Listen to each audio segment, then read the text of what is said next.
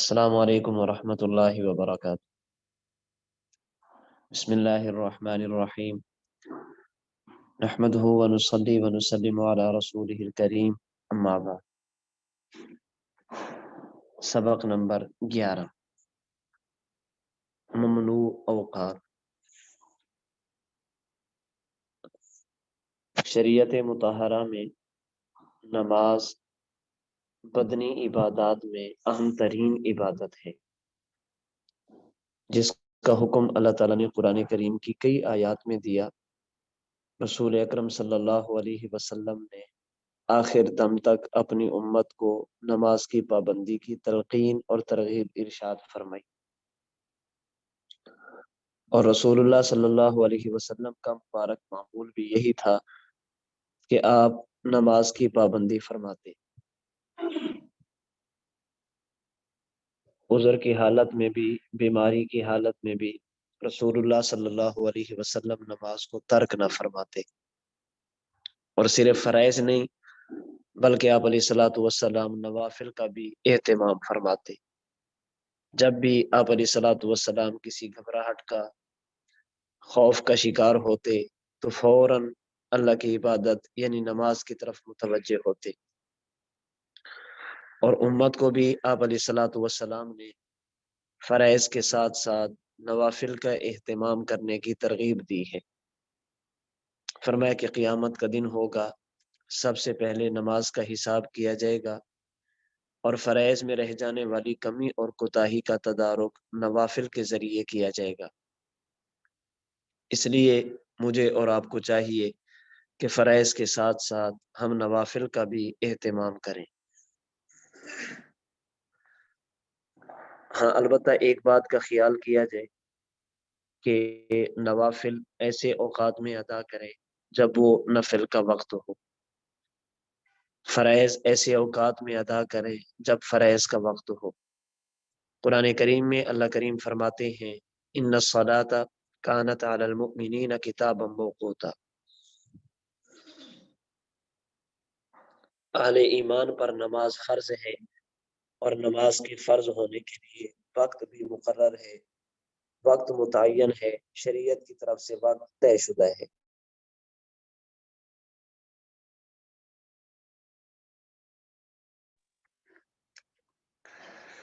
اور نماز کے لیے جو چیزیں شرط ہیں، چیزیں ضروری ہیں، ان میں سے ایک چیز وقت کا داخل ہونا بھی ہے۔ اب 3 قسم کے اوقات ایسے ہیں جن میں کسی بھی قسم کی نماز پڑھنا جائز نہیں ہے۔ ان اوقات کو اوقات ممنوعہ کہا جاتا ہے۔ ان 3 اوقات میں نہ بندہ فرض پڑھ سکتا ہے، نہ ہی بندہ نفل پڑھ سکتا ہے، نہ ہی بندہ سنت پڑھ سکتا ہے، اور نہ ہی واجب ادا کر سکتا ہے۔ وہ 3 اوقات یہ ہیں: نمبر 1 طلوع آفتاب، نمبر 2 زوال آفتاب، نمبر 3 غروب آفتاب۔ جب سورج نکلنے لگے، عین طلوع کے وقت کسی بھی قسم کی نماز ادا کرنا جائز نہیں۔ جب سورج ڈھلنا شروع ہو جائے، زوال کا وقت ہو جائے، تو اس وقت بھی کسی قسم کی نماز ادا کرنا جائز نہیں۔ اور جب سورج غروب ہونے لگے، عین غروب کے وقت بھی کسی قسم کی نماز ادا کرنا یہ جائز نہیں ہے۔ ان 3 اوقات کے ساتھ ساتھ 2 اوقات مزید ایسے ہیں جنہیں اوقات مکروہ کہا جاتا ہے۔ ان 2 وقتوں میں نفل نماز ادا نہیں کر سکتے، ہاں البتہ اگر قضا پڑھنا چاہیں تو ان 2 وقتوں میں قضا نماز پڑھ سکتے ہیں۔ وہ 2 وقت فجر کی اذان سے لے کر طلوع آفتاب تک، اور نمبر 2 عصر کے فرض ادا کرنے کے بعد غروب آفتاب تک۔ یہ 2 وقت ایسے ہیں جن میں کوئی نفل نماز بھی آپ ادا نہیں کر سکتے۔ ہاں، اگر واجب نماز قضا وہ آپ ادا کر سکتے ہیں، نماز جنازہ ادا کر سکتے ہیں، سجدہ تلاوت ادا کر سکتے ہیں۔ طلوع آفتاب، زوال آفتاب، غروب آفتاب، ان 3 اوقات میں کسی بھی قسم کی نماز ادا کرنا جائز نہیں۔ فجر کی اذان سے لے کر سورج طلوع ہونے تک اور نماز عصر کی ادائیگی فرض کے بعد سے لے کر غروب آفتاب تک ان دو وقتوں میں نماز نفل ادا نہیں کر سکتے. ہاں البتہ قضا وہ ان دو وقتوں میں پڑھی جا سکتی ہے. یہاں ایک بات تو یہ سمجھ لیں کہ جب فجر کی اذان کا وقت ہو جائے، سحری کا وقت ختم ہو جائے، فجر کی اذان کا وقت ہو جائے، اس وقت سے لے کر طلوع آفتاب تک 2 سنتیں اور 2 فرض پڑھ سکتے ہیں. اس کے علاوہ نماز نفل ادا نہیں کر سکتے. ہاں البتہ نماز عصر کی اذان کے بعد فرض پڑھنے سے پہلے پہلے اگر نفل پڑھنا چاہیں، سنتیں پڑھنا چاہیں تو وہ پڑھ سکتے ہیں. اذان فجر کے بعد نفل پڑھنے کی اجازت نہیں، اور اذان عصر کے بعد نفل پڑھنے کی اجازت ہے. ہاں البتہ جب فرض نماز عصر کے فرض ادا کر لیں، فرض پڑھنے کے بعد پھر نفل پڑھنا جائز نہیں ہے. دوسری بات، ان اوقات میں نماز پڑھنے کی اجازت کیوں نہیں؟ طلوع آفتاب، زوال آفتاب، غروب آفتاب، یہ جو 3 اوقات ہیں، ان 3 اوقات میں نماز پڑھنے کی اجازت کیوں نہیں؟ دیکھیں، ان میں نماز نہ پڑھنے کی جو اصل وجہ ہے وہ تو ہے شریعت مطہرہ کا حکم. رسول اکرم صلی اللہ علیہ وسلم نے روک دیا تو بس ہمیں رک جانا چاہیے. اصل علت، اصل وجہ شریعت مطہرہ کا حکم، جناب رسول اللہ صلی اللہ علیہ وسلم کا مبارک فرمان ہے. باقی علماء نے اس کی حکمتیں بھی لکھی ہیں، وجوہات بھی لکھی ہیں. مثال کے طور پر کہ جب سورج نکلتا ہے یا جب سورج غروب ہوتا ہے تو شیطان یہ سورج نکلنے کی جگہ مشرق کی طرف ہو جاتا ہے، اور غروب آفتاب کے وقت مغرب کی طرف ہو جاتا ہے. اس وقت چونکہ سورج کے پجاری، سورج کی عبادت کرنے والے، سورج کو اپنا رب سمجھنے والے سورج کو سجدہ کرتے ہیں، تو شیطان سمجھتا ہے کہ یہ مجھے کر رہے ہیں. اسی طرح زوال آفتاب، جب سورج بالکل عروج پر ہوتا ہے اس وقت بھی سورج کے پجاری اس کی عبادت کرتے ہیں. اس لیے اس وقت بھی عبادت نہیں کرنی چاہیے، تاکہ عبادت کی وجہ سے کفار کے ساتھ، غیر اللہ کو سجدہ کرنے والوں کے ساتھ مشابہت نہ ہو. بہرحال اصل حکمت یہی ہے کہ جناب رسول اللہ صلی اللہ علیہ وسلم نے روک دیا تو ہمیں ان 3 اوقات میں عبادت سے اپنے آپ کو بچانا چاہیے. اور عبادت نام ہی جناب رسول اللہ صلی اللہ علیہ وسلم کی تعلیمات کا ہے. آپ علیہ الصلوۃ والسلام فرمائے عبادت کرنی ہے تو ہمیں کرنی چاہیے. رسول اکرم صلی اللہ علیہ وسلم اگر روک دے تو پھر ہمیں رک جانا چاہیے. فرائض کے علاوہ جو ہم نمازیں ادا کرتے ہیں ان میں سے ایک نماز ہے نماز تراویح. یہ رمضان المبارک کی ایک خصوصی عبادت ہے. جناب رسول اللہ صلی اللہ علیہ وسلم، آپ کے صحابہ کرام رضی اللہ تعالی عنہم اجمعین اور امت 1400 سال سے اس عبادت کا اہتمام کرتی آ رہی ہے. نماز تراویح سنت مؤکدہ ہے، اور با جماعت تراویح یہ سنت مؤکدہ علی الکفایہ ہے. اگر کسی محلے میں ایک جگہ پر نماز تراویح کی جماعت ہو جائے اور کوئی دوسرا بندہ کسی عذر کی وجہ سے نماز تراویح اکیلے پڑھنا چاہے تو پڑھ سکتا ہے، اور اگر ایک جگہ پر بھی جماعت نہ ہو تو سارے کے سارے گنہگار ہوں گے. نماز تراویح ادا کرنا سنت مؤکدہ ہے. اگر کوئی بندہ بغیر عذر کے چھوڑ دیتا ہے تو یہ چھوڑنے والا گنہگار ہوگا، چھوڑنے والا اللہ کا نافرمان ہوگا، رسول اللہ صلی اللہ علیہ وسلم کی سنت کا تارک شمار ہوگا. اور جتنی وعیدیں سنت کے ترک پر ہے وہ ساری کی ساری اس بندے کے بارے میں بھی ہوں گی، اور یہ شخص ان وعیدوں کا مستحق ہوگا. عذر ہے، بیماری ہے، بڑھاپا ہے، نہیں پڑھ سکتا، بیٹھ کر بھی نہیں پڑھ سکتا، اب اگر یہ نہ پڑھے تو اس کے لیے گنجائش موجود ہے. سفر ہے اور سفر جاری ہے، تھوڑی دیر کے لیے گاڑی رکی ہے، آپ رکے ہیں، آپ فرض اور وتر ہی پڑھ سکتے ہیں، تو اس صورت میں نماز تراویح کو چھوڑنے کی اجازت ہوگی. باقی بغیر عذر کے نماز تراویح کو چھوڑنا یہ گناہ ہے، رسول اللہ صلی اللہ علیہ وسلم کی سنت کا ترک ہے، جس پر سخت قسم کی وعیدیں موجود ہیں. نماز تراویح کی رکعتیں 20 ہیں. رسول اکرم صلی اللہ علیہ وسلم نے نماز تراویح کی رکعتیں 20 ادا فرمائی ہے.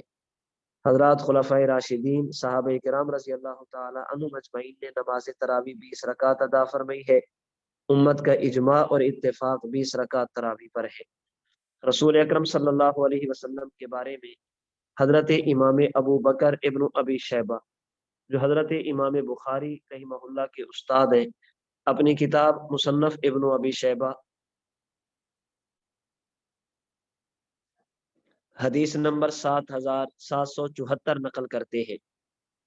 سیدنا عبداللہ بن عباس رضی اللہ تعالی عنہما راوی ہے، فرماتے ہیں ان رسول اللہ صلی اللہ علیہ وسلم کان یصلی فی رمضان 20 رکعتا والوتر، رسول اکرم صلی اللہ علیہ وسلم ماہ رمضان المبارک میں 20 رکعت تراویح اور وتر ادا فرمایا کرتے تھے۔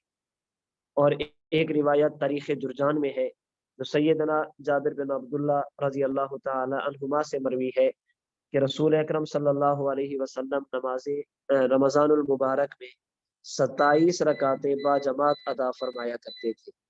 ان میں 4 رکعت نماز فرض ہوتی، 20 رکعت نماز تراویح ہوتی اور 3 رکعت نماز وتر ہوتی۔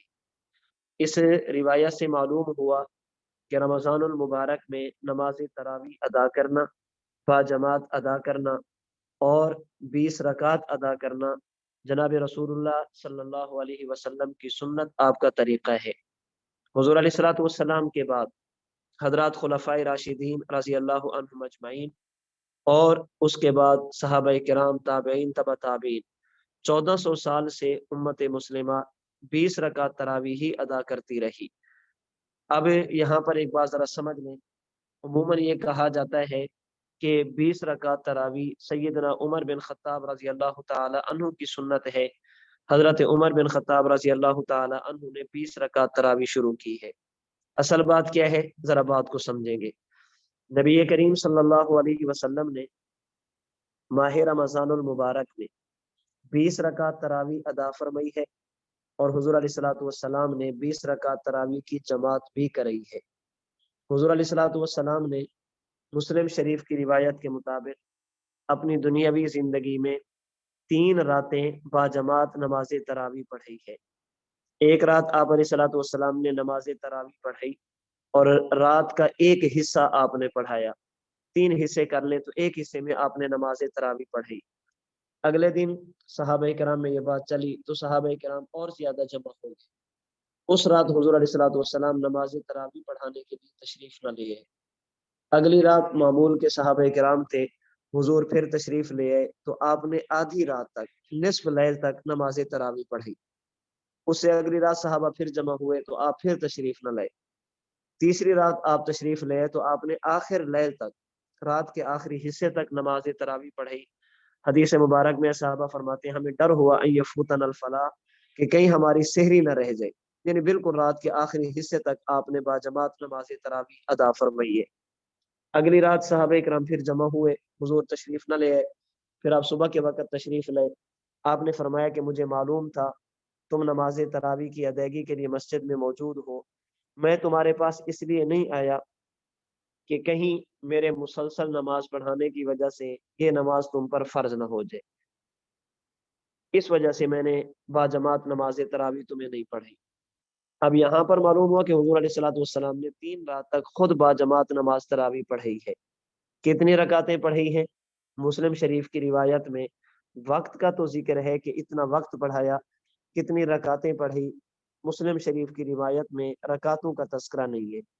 ہاں البتہ مصنف ابن ابی شیبہ، تاریخ جرجان اور حدیث مبارک کی دیگر کتابوں میں حضرت عبداللہ بن عباس، حضرت جابر بن عبداللہ رضی اللہ عنہم اجمعین، ان حضرات سے منقول ہے کہ جناب رسول اللہ صلی اللہ علیہ وسلم نے 20 رکعت نماز تراویح ادا فرمائی ہے۔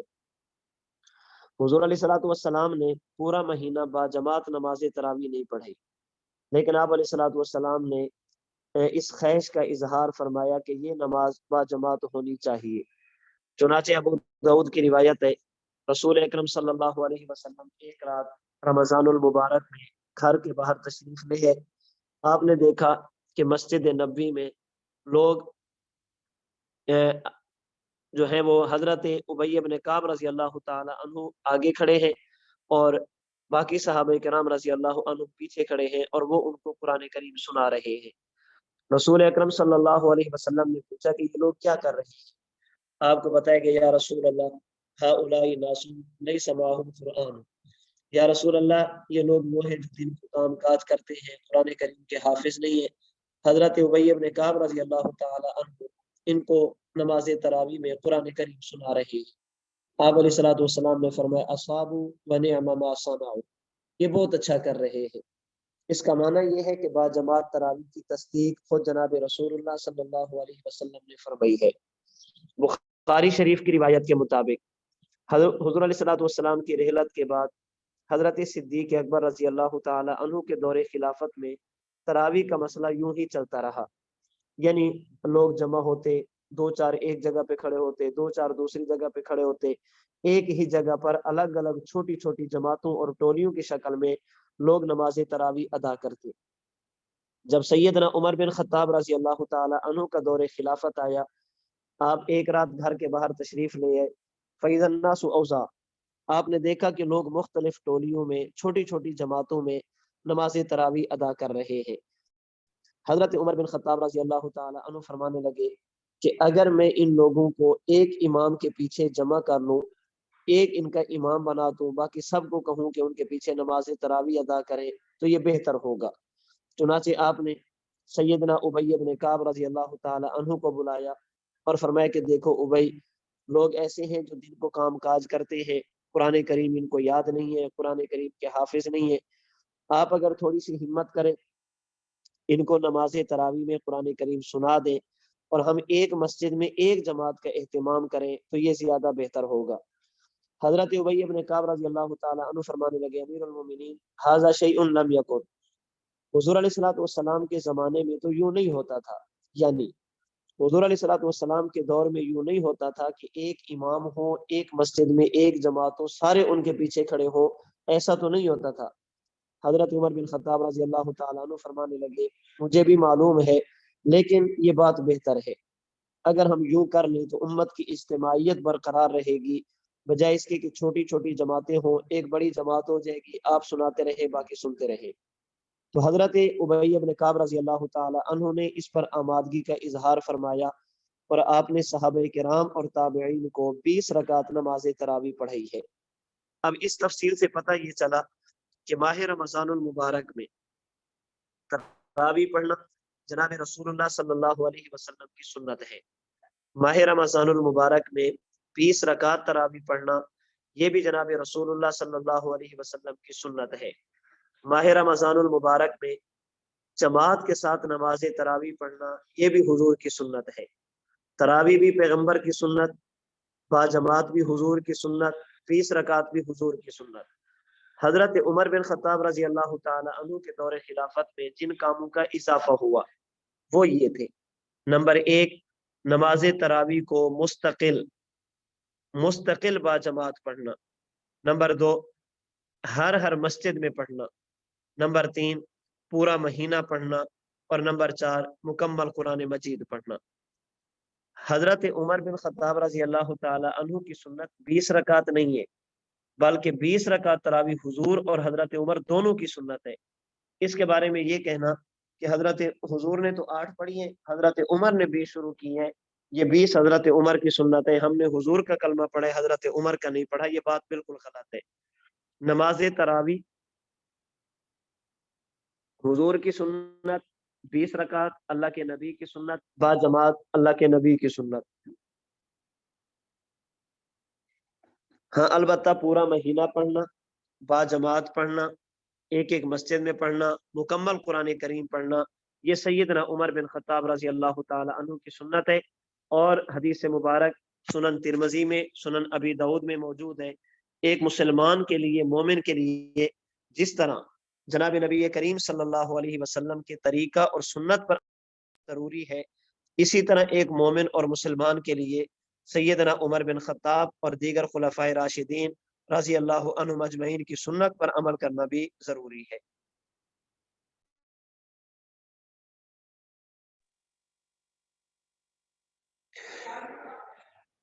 نماز تراویح اور نماز تہجد یہ دو الگ الگ نمازیں ہیں۔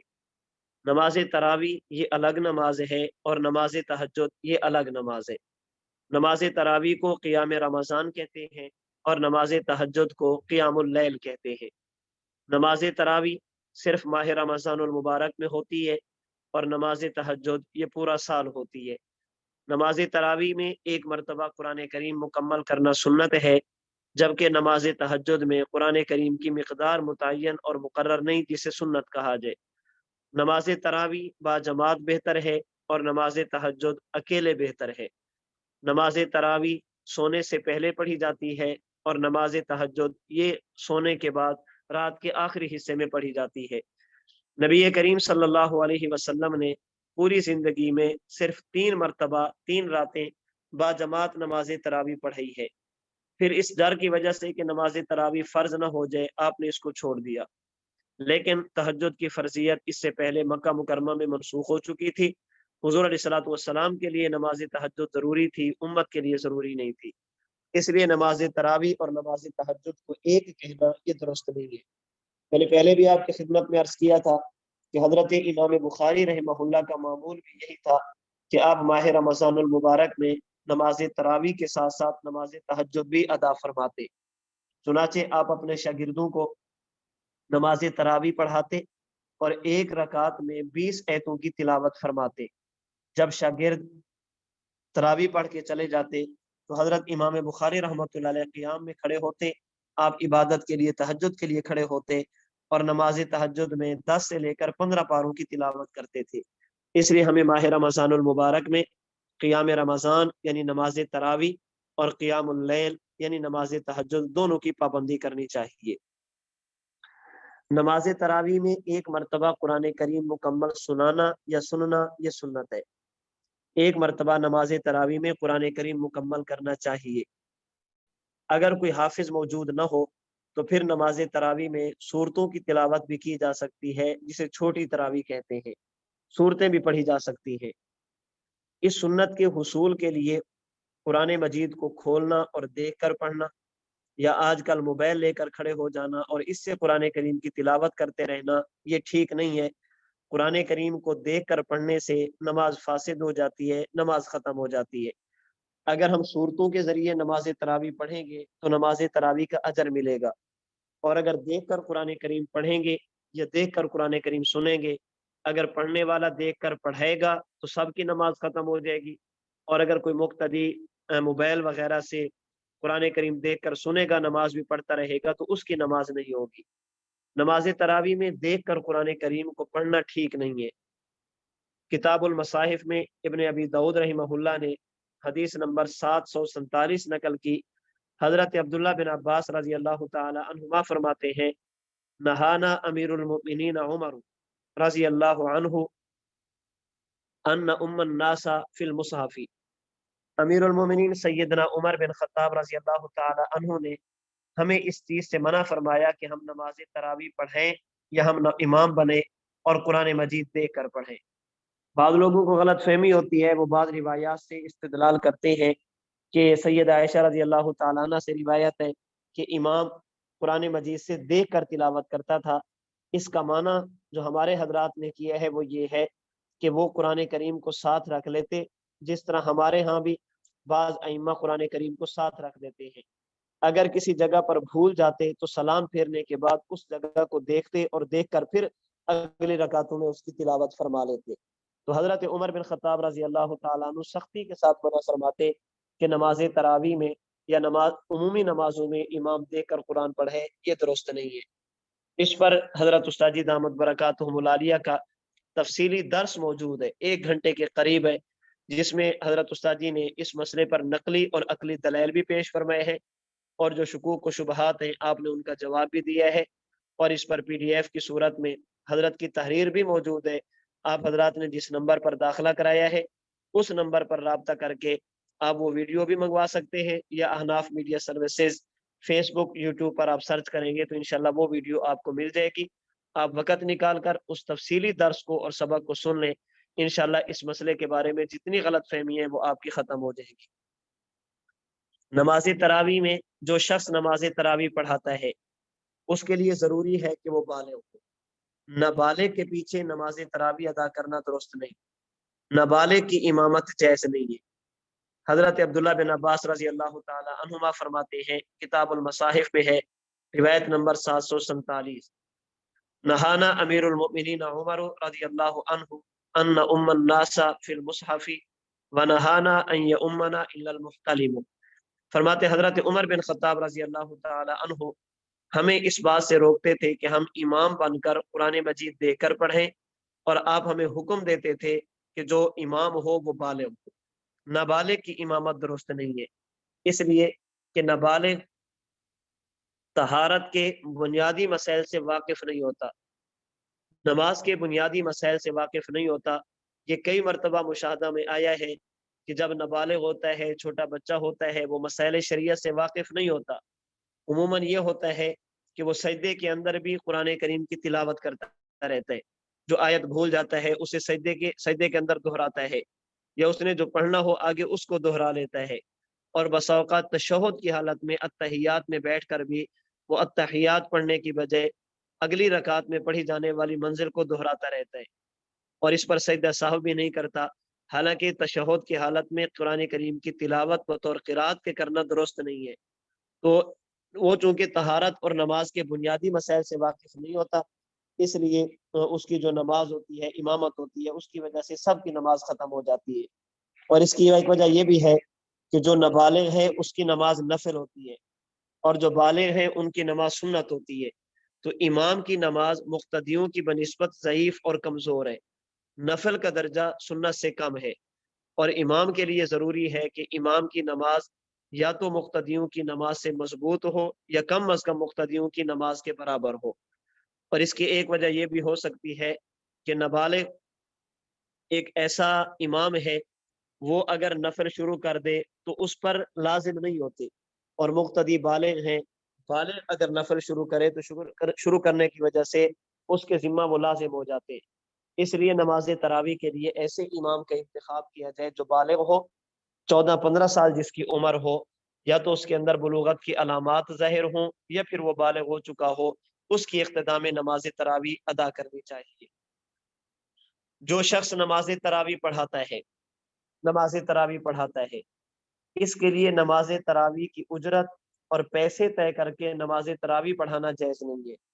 कितने पैसे लूंगा फिर तरावी पढ़ूंगा, तो ये इसके लिए जायज़ नहीं है। अगर इमाम नमाज तरावी के लिए उजरत तय नहीं करता, मुकर्रर नहीं करता, अल्लाह की रज़ा के लिए वो नमाज तरावी पढ़ाता है, तय नहीं करता, और बाद में मुक्तदी हाफिज साहब की खिदमत करते हैं, इमाम साहब को कुछ ना कुछ हदिया देते हैं, तो इस तरह लेने की गुंजाइश मौजूद है। बल्कि इस मौके पर हाफिज साहब की खिदमत करनी चाहिए। बाकी उसके दिल में ये तमा नहीं होना चाहिए, लालच नहीं होना चाहिए कि मुझे पैसे मिलेंगे, हदिया मिलेगा। उसका मकसद अल्लाह की रज़ा होनी चाहिए, सुन्नत की तकमील होनी चाहिए, अल्लाह का शुक्र अदा करना चाहिए कि अल्लाह करीम ने ऐसे असबाब अता फरमाए हैं कि मैं इन लोगों को कुरान करीम सुना रहा हूँ। एक बात मैं इस मौके पर अर्ज करता हूँ कि देखें, अगर हम इमाम हैं तो हमें चाहिए कि लोगों से बिल्कुल तमा और लालच न करें, अल्लाह की रज़ा के लिए कुरान करीम सुने। और अगर हम इमाम नहीं है, मुक्तदी हैं, तो फिर हमारा हक बनता है कि हम कुरान करीम सुनाने वाले इमाम साहब की खिदमत करें, उनको कुछ ना कुछ हदिया दें। जितना हो सके रमज़ानुल मुबारक में ख़त्म वाली रात का इंतज़ार न करें, बल्कि रमज़ान शुरू होने से पहले 2 दिन, 4 दिन, 5 दिन, उसके बाद जितना हो सके अपने इमाम साहब की नमाज तरावी में कुरान करीम सुनाने वाले की खिदमत करनी चाहिए। इसलिए इन दिनों में जो हमसे राब्ता करें तो हम पूछते हैं कि आप पढ़ा रहे हैं, ये पढ़ रहे हैं। वो कहे पढ़ा रहे हैं तो हम कहते हैं कि आप पैसे न लें। और अगर वो कहे नहीं हम पढ़ा नहीं रहे, हम वैसे पूछ रहे हैं कि इमाम साहब के लिए इस मौके पर पैसे लेना जायज है या नहीं, तो हम कहते हैं आप ये ना पूछे लेना जायज है या नहीं, आप ये पूछे कि हमारे लिए देना जायज है या नहीं। लेने इमाम साहब ने है, आपने देने हैं, आप दे, आपके लिए देने की इजाजत है।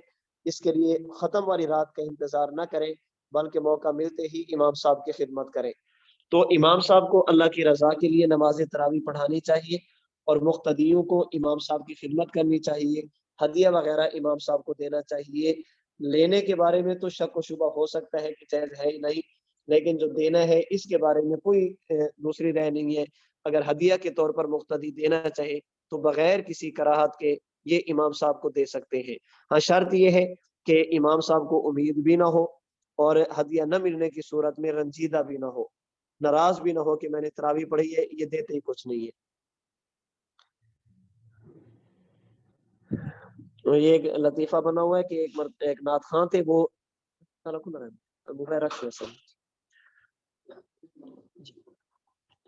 نعت خاں تھے، وہ جب نعت پڑھتے تھے تو لوگوں سے پیسے مانگتے تھے کہ آپ خدمت کریں، اللہ کے نام پر کچھ نہ کچھ دیں۔ تو وہ جو نعت خاں کے پیر صاحب تھے، لوگوں نے ان کو شکایت لگی کہ آپ کا مرید ہے، یہ نعت پڑھتا ہے، پھر پیسے بھی لیتا ہے، مانگتا ہے۔ تو پیر صاحب نے اس نعت خاں صاحب کو روک دیا کہ آج کے بعد آپ نے پیسے نہیں مانگنے۔ اگلی مرتبہ جس علاقے والوں نے شکایت لگی، انہوں نے پھر بلایا۔ اب نعت خاں صاحب تشریف لے گئے، انہوں نے ہاتھ باندھے، آنکھیں بند کی اور نعت پڑھنی شروع کی۔ پوری نعت میں انہوں نے کہا بھی کچھ نہیں، مانگا بھی کچھ نہیں، اور آنکھیں بھی نہیں کھولی۔ جب نعت پڑھ کے فارغ ہوئے، آنکھیں کھولی تو آگے 1 روپیہ بھی نہیں تھا۔ تو پھر انہوں نے جاتے جاتے ایک بات کہی، انہوں نے کہا جی دیکھیں، مجھے میرے پیر صاحب نے روک دیا، میں نے آج آپ سے نہیں مانگا، لیکن تم سے ایک سوال کرنا میرا حق بنتا ہے کہ مجھے تو مانگنے سے میرے پیر صاحب نے روکا ہے، تمہیں دینے سے تمہارے پیر نے تو نہیں روکا۔ اگر خود دے دو گے تو اس میں تمہیں تمہارے پیر نے تو نہیں روکا، مجھے تو پیر صاحب نے روکا ہے کہ لینے نہیں ہے، مانگنے نہیں ہے۔ تمہیں تو دینے سے کسی نے نہیں روکا، تم تو دیا کرو۔ اس لیے مجھے اور آپ کو اس بات کا خیال کرنا چاہیے، امام ہے تو لینے سے ہمارے فقہا نے روکا ہے، لیکن اگر مقتدی ہے تو ہدیہ دینے سے کسی نے بھی نہیں روکا، اس لیے اس موقع پر ہدیہ کا اہتمام کرنا چاہیے۔ نماز تراویح میں ایک اہم مسئلہ ہے کہ نماز تراویح کی 4 رکعتیں ادا کرنے کے بعد تھوڑی دیر کے لیے وقفہ کیا جاتا ہے، جسے ترویحہ کہتے ہیں، آرام کرنا۔ ان 4 رکعتوں کے بعد تھوڑی دیر اصل آرام ہے، تھوڑی دیر بیٹھ جائیں۔ اس وقفے کے دوران کیا کیا جائے؟ آپ کا دل کرے آپ قرآن کریم کی تلاوت کریں، آپ کا دل کرے آپ استغفار کریں، آپ کا دل کرے آپ درود پاک پڑھیں، آپ کا دل کرے آپ خاموشی کے ساتھ بیٹھے رہیں، آپ کا دل کرے آپ 2 رکعت نفل پڑھ لیں اگر اتنا وقفہ ملتا ہے۔ اس دوران کوئی بھی کام کیا جا سکتا ہے، وہ تلاوت بھی ہو سکتی ہے، نفلی ذکر اذکار بھی ہو سکتے ہیں، خاموشی بھی ہو سکتی ہے۔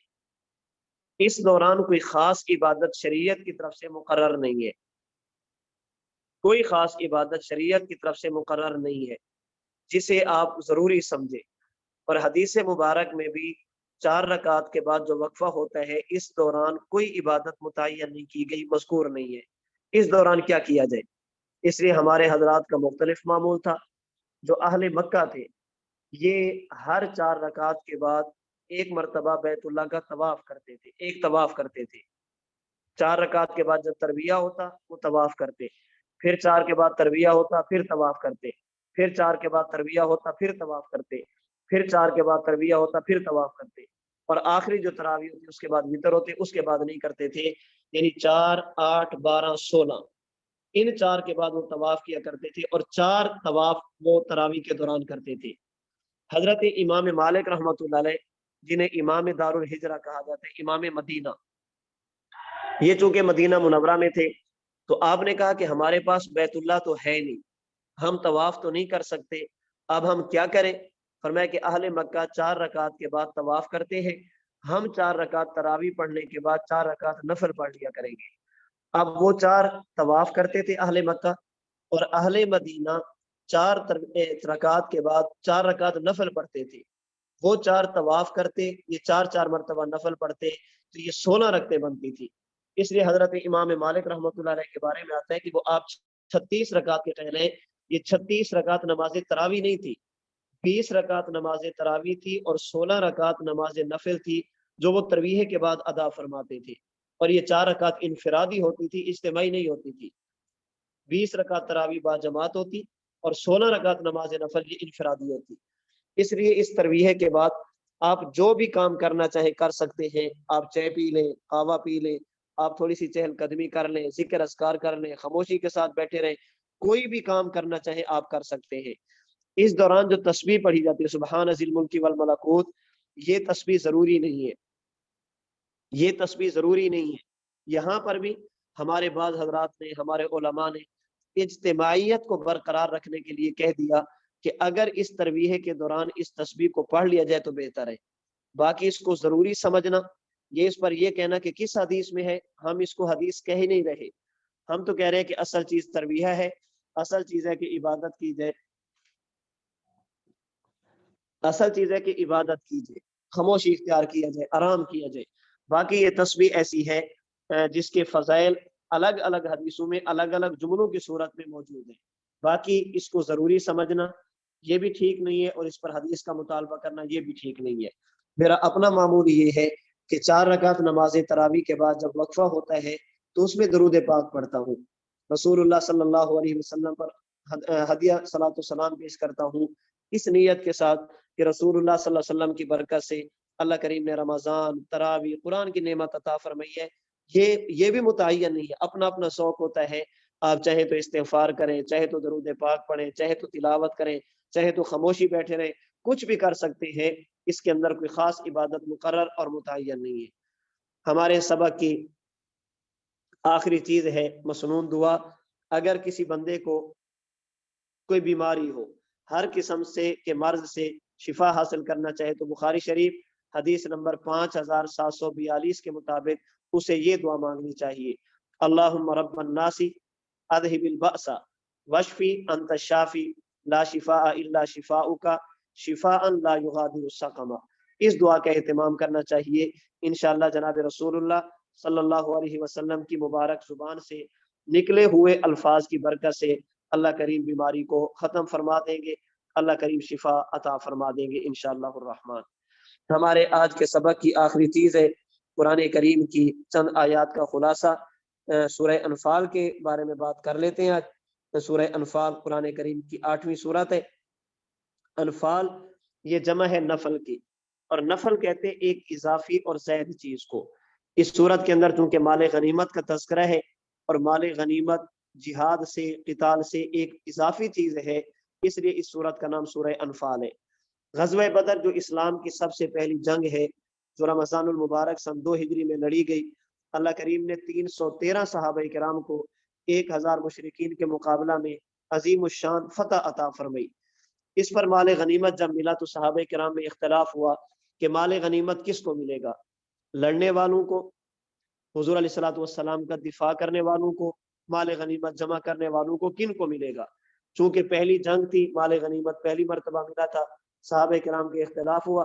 انہوں نے جناب رسول اللہ صلی اللہ علیہ وسلم سے سوال کیا تو اللہ کریم نے فرمایا: انفال للہ والرسول، یہ مال غنیمت اللہ اور اللہ کے رسول کے حکم کے مطابق خرچ کیا جائے گا، جس کی تفصیل 10ویں پارے کی پہلی آیت میں بتائی گئی کہ اس مال غنیمت کے 5 حصے کیے جائیں گے۔ 5واں حصہ بیت المال کا ہوگا، اور 4 حصے مجاہدین لڑنے والوں میں جو تشکیل پر ہوں گے ان کے اندر برابر برابر تقسیم کیے جائیں گے۔ سورہ انفال کی ابتدا میں اللہ تعالیٰ نے اہل ایمان کے اوصاف بیان فرمائے کہ مومن وہ ہے جن کے دلوں میں اللہ کا ڈر ہوتا ہے۔ نمبر 2، مومن وہ ہے جو قرآن کریم کی تلاوت کے ذریعے اپنے ایمان کو بڑھاتے ہیں۔ نمبر 3، مومن وہ ہے جو اللہ کریم پر بھروسہ کرتے ہیں۔ نمبر 4، مومن وہ ہے جو نماز کی پابندی کرتے ہیں۔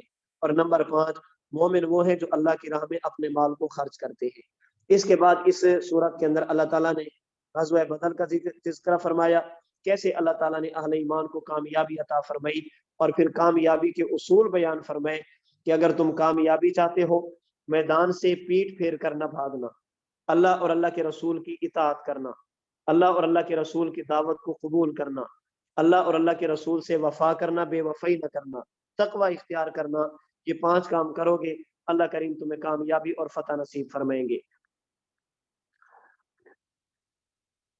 اسی طرح سورہ انفال میں اللہ تعالیٰ نے مدد اور نصرت کے حصول کے 6 اصول بیان فرمائے۔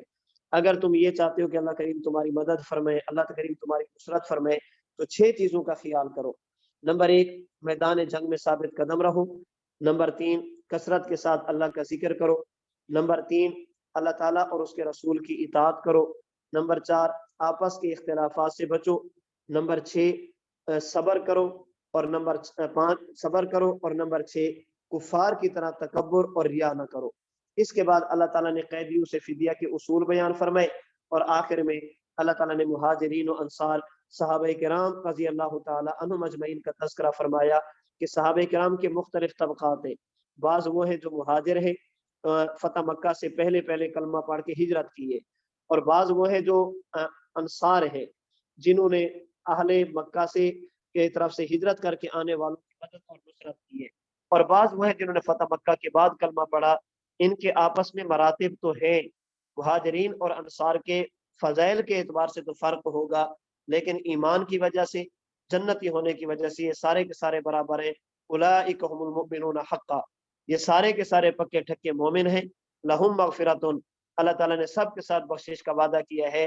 صحابہ کرام رضی اللہ تعالیٰ عنہم اجمعین کے باہمی مراتب وہ اپنی جگہ پر ہیں، لیکن صحابہ کرام رضی اللہ تعالیٰ عنہم اجمعین کا ایماندار ہونا، متقی ہونا، جنتی ہونا، یہ سارے کے سارے صحابہ کرام رضی اللہ تعالیٰ عنہم اجمعین کے بارے میں ہے۔ اللہ کریم مجھے اور آپ کو صحابہ کرام رضی اللہ تعالیٰ عنہم اجمعین کا ادب احترام کرنے کی توفیق عطا فرمائے، اور ان کے بارے میں اپنے عقائد کی اصلاح کی توفیق عطا فرمائے۔ وآخر دعوانا ان الحمد للہ رب العالمین۔ میرا ارادہ یہ تھا کہ سورہ توبہ بھی ہم اس کے ساتھ کر لیتے، سورہ توبہ اس کے ساتھ ہو جاتی، لیکن رات سے طبیعت ٹھیک نہیں، اس وجہ سے اسی پر اکتفا کرتے ہیں۔ اللہ تعالیٰ مجھے اور آپ کو قرآن کریم سمجھنے کی توفیق عطا فرمائے۔ میری بات مکمل ہو گئی، آپ میں سے کسی نے کوئی بات کہنی ہو تو آپ فرمائیں۔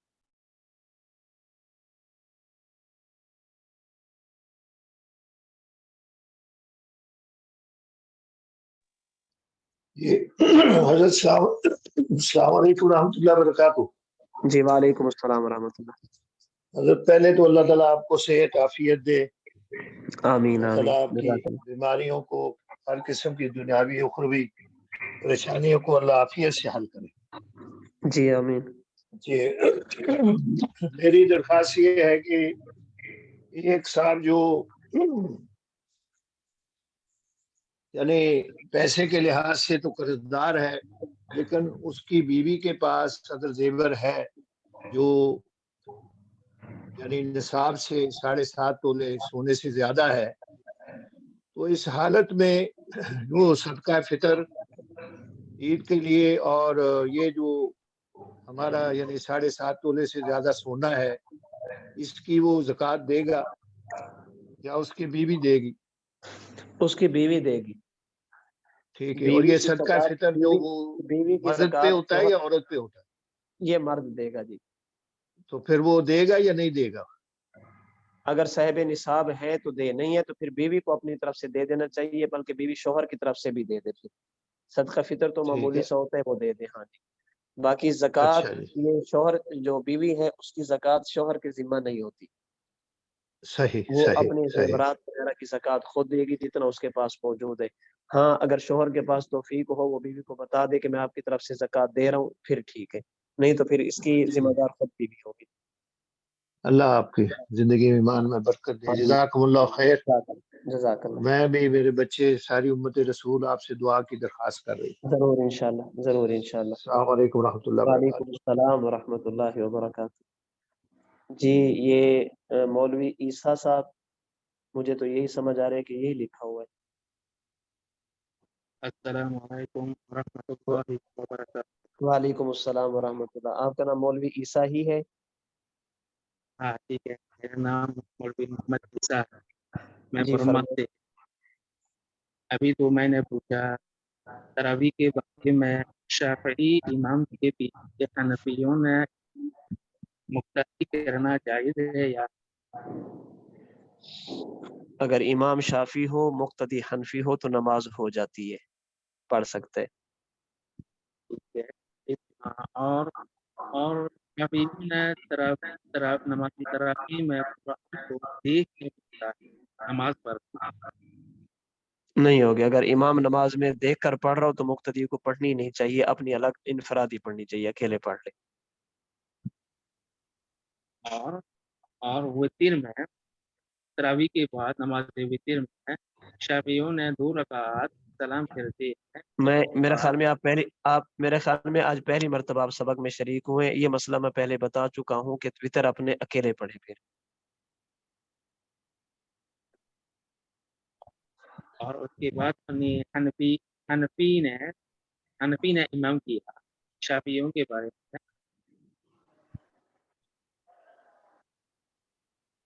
نہیں، حنفی نے کیا کہ وتر اپنے اکیلے پڑھنے چاہیے، اگر امام 2 رکعات کے بعد سلام پھیرتا ہو تو یہ اپنے اکیلے وتر پڑھے۔ اگلا مسئلہ کیا ہے؟ ہیں اور فرائض نمازوں میں 4 رکعت 3 رکعت دو رکعت کے بعد قاعدہ میں شافعیوں نے تشہد کے بعد درود شریف پڑھتا ہے۔ اس کے بارے میں فرائض نمازوں بھی حنفیوں نے ان کے پیچھے مقتدی کرنا جائز ہے یا جائز ہے، کوئی مسئلہ نہیں، پڑھ لے۔ اور حنفی نے امام کیا، سب مقتدیوں نے شافعی تھا، حنفی نے امام کیا۔ اس کے بارے میں حنفیوں نے سورہ فاتحہ کرنے کے بعد مولوی عیسیٰ صاحب، میرے خیال میں آپ سبق میں پہلی مرتبہ شریک ہوئے، میں پہلے دن سے یہ بات کہہ رہا ہوں، سبق سے متعلق جو چیز ہو وہ اس سبق میں پوچھ لیا کریں، اس سے ہٹ کے ہو تو میں نے نمبر دے دیا تھا، اس نمبر پہ رابطہ کر کے اس نمبر پہ پرسنل پوچھ لیا کریں، سبق میں سبق سے متعلق چیزیں پوچھا کریں۔ فرضی مسائل ہوتے ہیں، بہت سارے ہوتے ہیں، اگر یوں ہو جائے تو کیا ہوگا، یوں ہوگا تو کیا ہوگا، جتنے بھی مسائل آپ کے انفرادی ہیں واٹس اپ نمبر میں نے دے دیا تھا، اس نمبر پہ رابطہ کریں اور پوچھ لیں۔ اگر آپ کے پاس نمبر نہیں ہے تو جس نمبر سے آپ نے داخلہ کرایا ان سے نمبر لے لیں اور رابطہ کر کے پوچھ لیں۔ سبق کے دوران صرف سبق سے متعلق چیزیں پوچھا کریں، جو ہم پڑھ رہے ہیں وہ پوچھیں، جو پڑھ چکے ہیں ان کے بارے میں پوچھیں۔ جزاک اللہ۔ باقی اگر مسائل پر شروع ہو جائیں گے تو گھنٹہ تو ناکافی ہو جائے گا، مسائل تو بہت سارے ہوتے ہیں، کس کس مسئلے پہ بات کریں گے؟ جی جی، اور کسی نے کوئی بات کہنی ہے تو فرمائیں۔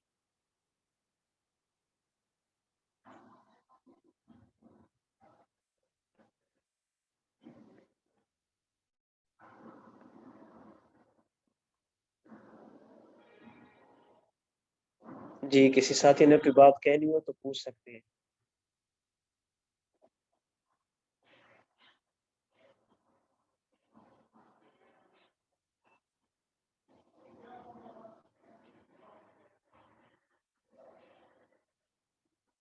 چلے نہیں ہے تو ٹھیک ہے، دعا میں یاد رکھیے گا، اللہ کریم آپ کو اپنی حفظ و امان میں رکھے۔ السلام علیکم ورحمۃ اللہ وبرکاتہ۔